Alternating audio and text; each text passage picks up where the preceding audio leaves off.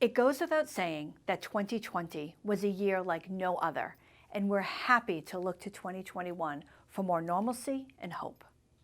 If last year taught us anything, it is that we can innovate at breakneck speed.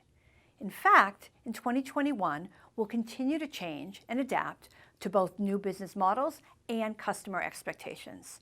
Look, change is a given. It's the new norm. Organizations have to become resilient. And this new normal will force companies to be more agile, more responsive than ever before. Every technology sector has been permanently altered by the pandemic. And now our editors will dig in and explain what's in store for 2021. I would say that what we are seeing is that COVID-19 has created this really compelling business case for moving to cloud, because you have these attributes about like flexibility and adaptability and resiliency. And so I think there's been some interest there. I'm not sure that we're seeing adoption happening right now because businesses are still a little constrained with their budgets, but I do expect once we get out of the pandemic and things kind of return to normal, we probably will see more of a push to the cloud. And another thing that I wanted to point out is that the disruption that we're seeing with COVID-19, although this is, we aren't expecting another crisis or disruption like this to happen. One of the things that I'm hearing from Gartner is that companies really do need to be prepared for disruptions in general, be it disruptions from climate change or disruptions from social unrest or from politicalization of, we're seeing politicalization of just about everything. So they're saying that these external forces are going to continue influencing the way businesses operate. And so one of the things they talked about at their IT symposium in October is that companies really should start thinking about building composable enterprises, it's a really broad concept. But part of that is to build a composable architecture. And that is to build the architecture, the infrastructure in these very modular pieces that can be pulled apart and built up as needed. And a lot of that would be powered by the cloud. So I think there is going to be a big push in that direction. And then can you talk to us about automation, AI, machine learning, which some of your reporters cover manufacturing, and we're seeing more robotics in manufacturing. Has the pandemic affected the trajectory of that technology, which was already in play? Yeah, I think we're going to see. I think RPA was already something that was, robotic process automation was something that was already in play. And I think you're going to just continue to see proliferation there. One of the things we're keeping an eye on, I have a reporter who covers the HR software. And he's keeping kind of a focus on employee experience. So I think you're going to start seeing it there as well. You're going to start seeing maybe things tied to COVID-19, like health tracking apps that might have some AI underneath them. We will see the federal government and its emphasis on, or its look at AI. Like, I think you're going to see more standards built around AI, and it'll address things like explainability and bias, but you may also see agencies like the FTC also looking at how algorithms are being applied and some regulation there. So lastly, let's talk about how 2020 impacted IT roles in general. We're seeing more enterprise architecture roles in big companies, but I'm sure that CIOs had to pivot, CTOs, and just change the way that they're delivering IT services and infrastructure. The big thing that happened was the push to remote work. And having to make remote work possible for people who never had to work remote, administrative assistants, for example, who maybe never worked at home, and to figure out how to get their job up and running at home and so that they could continue the day-to-day. I did a piece on one IT executive who talked about how his team working the help desk went from, doing the normal day-to-day stuff to actually trying to troubleshoot what was happening on home networks. And in some cases being sent photographs from home and having to problem solve for people like that. I think that push to remote work, I don't think that's going to change. There are going to be people who just don't come back. I think especially this group of knowledge workers, they may not come back to the office, or it may be they come back a few days a week, but that working from home continues. And so I think CIOs are going to have to continue to supporting the remote worker or these hybrid workers who come in every once in a while. The pandemic pushed a lot of companies to the cloud faster than they planned. So cloud providers like AWS and Google quickly grew their customer base in 2020. Did the increase in cloud adoption this year exacerbate any of the pre-existing issues with cloud service, like availability or availability zones? Like, what did you see in terms of how smoothly those rollouts went? I think it was actually a good news year for the cloud in that regard. There really weren't any problems to speak of, massive outages, or the system worked, and the network was strong enough, the pipes were fat enough, there were enough servers to handle the load. I mean, especially when you look at the workloads that really were the biggest jump, video conferencing. It's high bandwidth, it needs a lot of processing power, it needs fat pipes, and it needs to perform well. If we even get a one choppy frame in your Zoom feed, the experience is just ruined, And we've had that. I think the other thing that happened was, and I'm writing about this for a story actually, obviously many companies were reactive. Oh my God, we've got to do something. We've got to get people working remotely. So maybe they sign some contracts too quickly. Maybe some people weren't as smart. Maybe they find themselves with something they want to try to renegotiate in the new year after things, settle down. Like there's more, we're seeing people who would have never worked together work together. What's your take on that and expectations for the year ahead? A lot of the partnerships are pragmatic. The big one that seemed to be successful this year actually was hatched in 2019 between Oracle Cloud and Microsoft Azure. They developed an interconnect between their zones. And the idea being they have tons of joint customers that on the one hand use the Oracle database, and on the other hand use Office 365 and other things like that. And also Microsoft has superior AI and analytics capabilities. So this kind of made sense on paper, and I think in practice too, for customers who want to get their data out of the Oracle system, intermingle it with Office data and other things in the Microsoft cloud, analyze it, bring it back to Oracle, and so forth. I haven't heard of another one like that. I imagine we'll see. I wouldn't be surprised to see them announce something similar with Google. But in terms of an Oracle AWS interconnect, I think there's still mortal enemies, and we're not going to see. So what else are you following for 2021 trends? Are there any emerging tech that seem like they would be a pretty big deal? Yes. So for several years now, at least, there's been a cottage industry of smaller vendors that offer, I like to call them barnacles on the Titanic, barnacles on the ocean liner. So the big hyperscalers, they attach and they offer, add-on services. And what I'm getting at is cloud cost optimization. There's tons of these companies that help you look at your AWS dashboards and make sure you're not wasting money. And obviously the vendors have had their native tools as well, because they have to offer something. But I think you're going to see a lot of consolidation.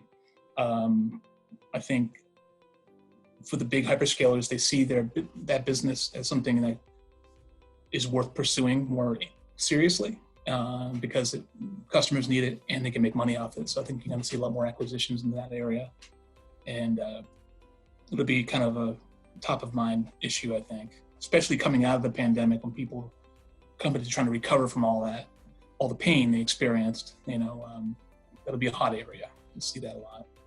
I think we'll see a lot more around observability, which, some people will simplify as a fancier way of IT monitoring. And I won't get into the exact differences, but, Beth Paraso, our reporter for Cloud DevOps, she writes about that frequently, and she thinks it's going to be a big deal too. Amazon just announced its own observability suite at reInvent for AWS. Microsoft has something, Oracle had something. So those are the two big things, I think. And the third would be edge computing. So we hear so much about 5G and the need for connection. What's your take on the past year, how it affected network technology, and how it will shape the year ahead? Sure. Well, initially, there was a rush, to support employees working from home.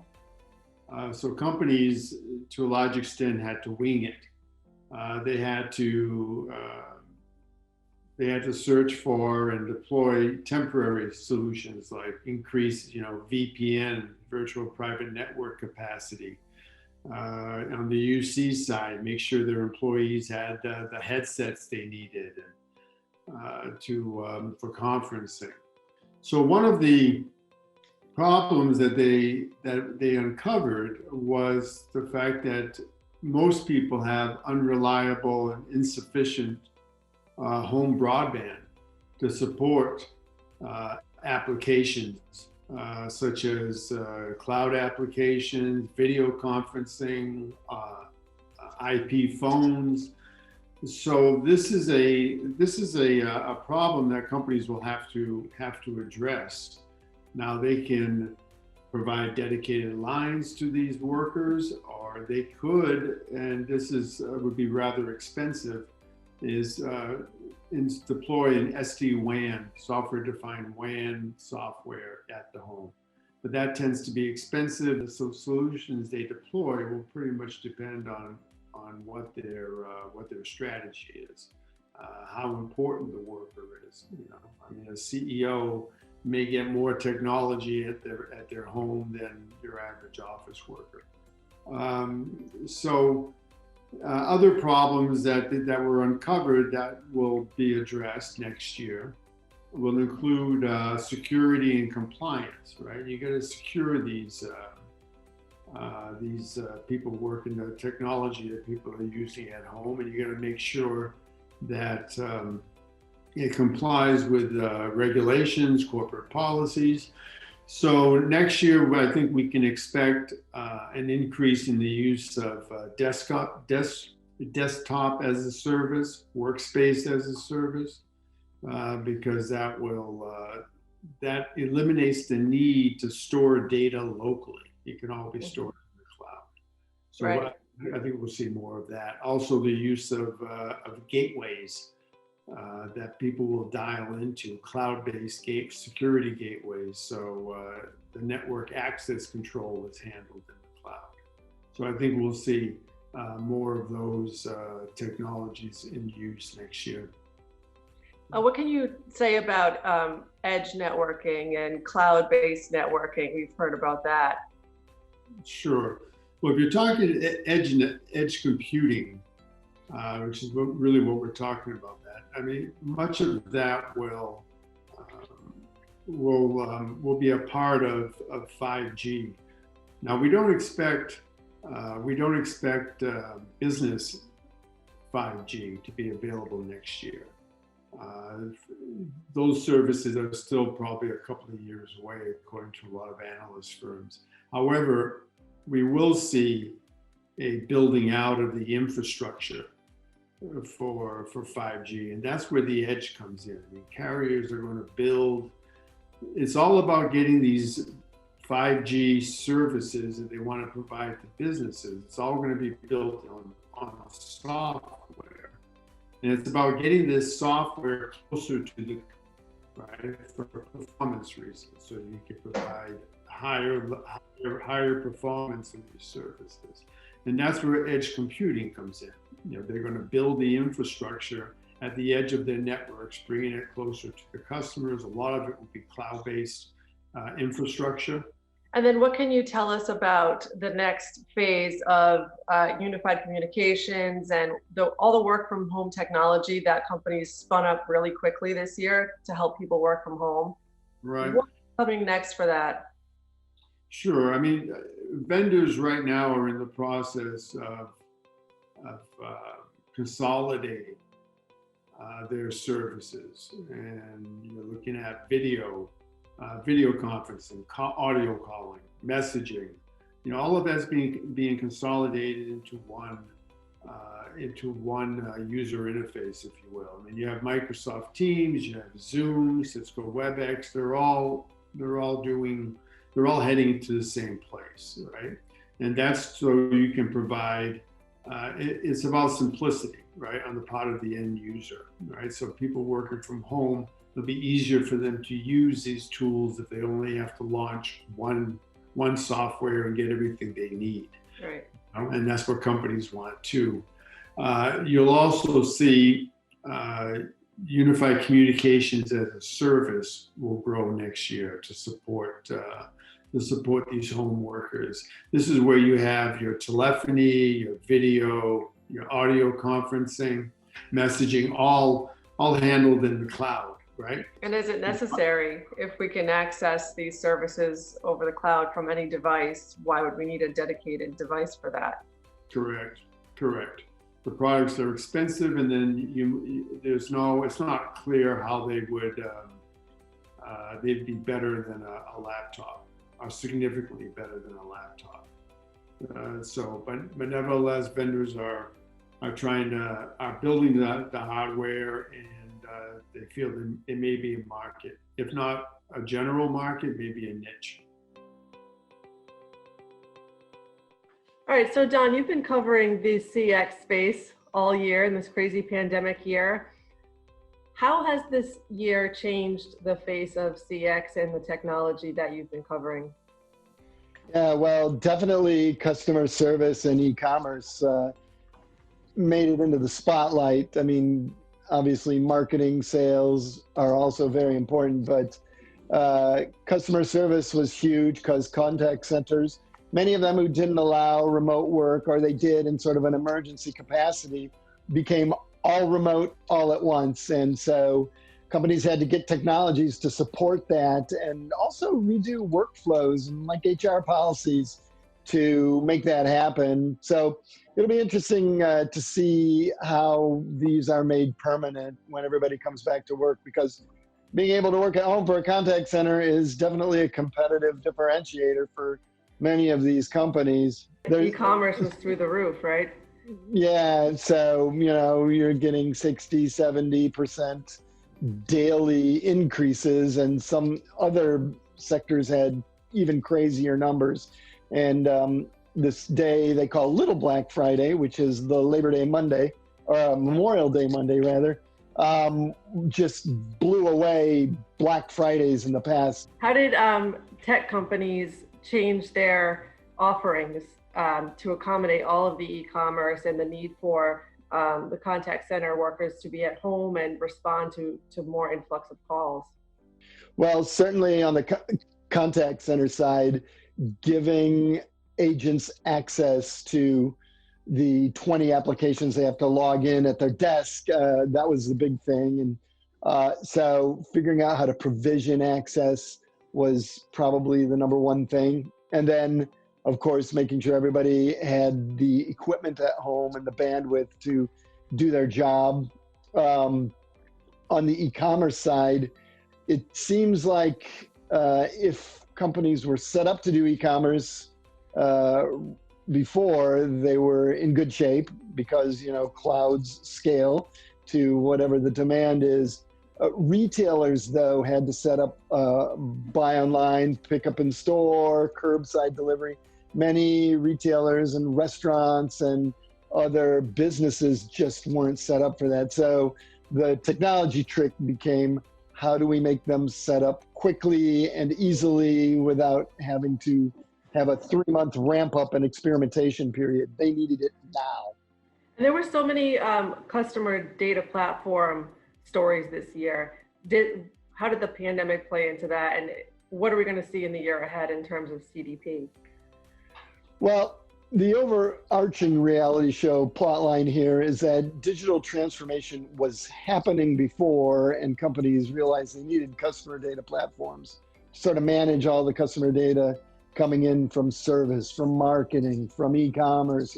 What do people want? How do we personalize offers? But the pandemic just accelerated these transformations at an incredible pace. So, and then at the same time, Oracle, Microsoft, Salesforce, Adobe, and SAP had also built CDPs that they have come out with or are coming out with in the next few weeks. So getting CDPs into these integrated stacks was a huge thing. And it also enables marketing to be more precise and to make it so that, you know, you're not getting overwhelmed with marketing messages. But there's a need for personalized marketing. I mean, we've heard personalized marketing, personalization, blah, blah, blah for years.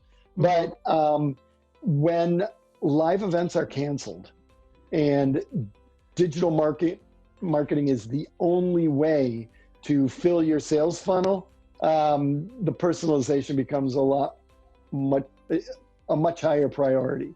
Yeah. So what are you looking at for 2021 in terms of CX advances? Well, so these contact center changes that they made, these temporary fixes they made to accommodate remote work, how are they going to make them permanent, right? And what kind of technology is that going to require them to rip and replace to make it real? Definitely. And sales teams, when you think of a sales team working, you know, close together in a bullpen in an office, right? And then the managers are standing over the salespeople, sort of cracking the whip and making them work. When they're all remote, there needs to be a lot of technology for forecasting sales, for monitoring activity, and all the things that a manager could do at the office, they need to be able to replicate for their remote sales teams, right? So, and this takes a lot of AI and data visualization. And something I hear over and over from the users is that we used to have quarterly sales cycles and goals, and now it's week to week. So the technology vendors have to figure out how to keep up with this workflow and how to deploy their AI tools to give those managers. And then the salespeople working at home, they need to have a good remote working experience, or they're not going to be able to sell stuff. So that's the technology vendors have cut out for them for this. In terms of data management, so, you know, that we've seen so many different data repositories as data lakes, data warehouses, NoSQL, new SQL, you know, graph databases. There's so many different ways that data management professionals are wrangling data. What approach do you and the reporters see being emphasized in 2021? Well, the approach really is to get rid of all those names for different kinds of repositories for data, whether data warehouse or various kinds of SQL or NoSQL. The lines will continue to blur between all those. For example, Snowflake, which is the biggest software IPO of all time, was originally just a year or two ago positioned as a cloud data warehouse, but all of a sudden it's now a data platform, cloud data platform. So, so the reality is ultimately business analysts and data analysts don't care what the naming of the technology is. They care about getting access to data and deriving value from data. Mm-hmm. So with data scattered in so many different places, I imagine that presents problems in terms of data governance and privacy and making sure that your customer data is secure. Well, data governance really is supposed to be where all that protection is designed, where it happens. Pandemic has definitely accelerated the use of data governance, but it's gone past data governance now, which is a pretty old concept. So vendors like Informatica have built large businesses around data governance. But what happened in 2020 and what's going to continue to happen is that vendors are looking at data governance more as data intelligence. So it's not just understanding how to do data protection, governance, privacy, quality, migration, but how to understand what the value of the data is. So can you tell us what you're looking at in terms of AI trends in the year ahead and the data storage and data necessary to make those trends happen? Well, the biggest trend in this space, whether it's AI or data management or hybrid of both, because each is being used in each other's space, is that it's helping enable data discovery, which is most organizations still don't have a clue what data they have. So AI and machine learning tools, particularly data catalogs, are a fast-growing trend that help users discover what they have. And then there's classification. So they're using, organizations are using AI and machine learning to automate classification. They used to manually classify data into different types. Now with the volume of data spread across so many different locations, they need AI and ML to help do that job. And finally, there's data policy. So based on discovered data that has been properly labeled, AI and machine learning can create policy templates or automated policies for data use and data governance. Every major analytics vendor has machine learning and automated intelligence and speech, machine learning, speech recognition, built in right at the forefront. If you don't have this stuff, then you're considered retrograde. You're backwards. Yeah.